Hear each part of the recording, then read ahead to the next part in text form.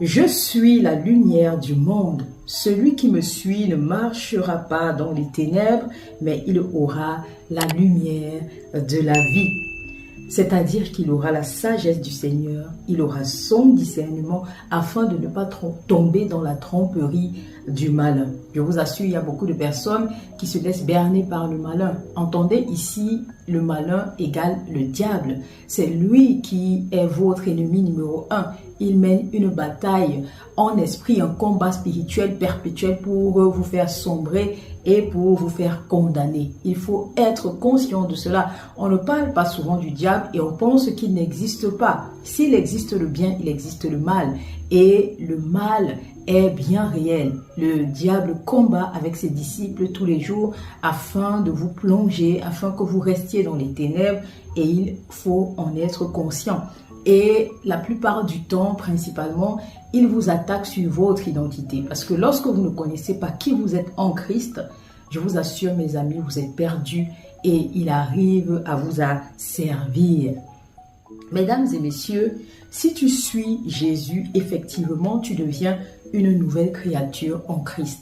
Rappelle-toi, je t'ai dit que le but du Seigneur, c'est que tu lui demandes son Saint-Esprit. Son Saint-Esprit est source de vie. C'est ce que nous avons dit lors de notre précédent enseignement. Il faut avoir la source de vie. Il faut recevoir cette source de vie parce que c'est là que démarre le processus vers la marche, vers le salut.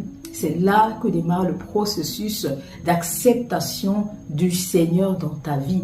La source de vie, c'est le Saint-Esprit. Dès lors que tu es marqué en tant qu'enfant de Dieu et Dieu te reconnaît, il te guide, il devient ton berger. Et l'Esprit Saint te permet d'obtenir les dons de l'Esprit, de tuer en toi le péché que représentent ici les œuvres de la chair, pour te permettre d'avoir la foi parfaite pour accomplir la volonté du Père, comme Jésus nous l'a montré lorsqu'il était sur terre. Ce n'est pas pour rien qu'il nous a dit « Je suis le chemin, la vérité et la vie ».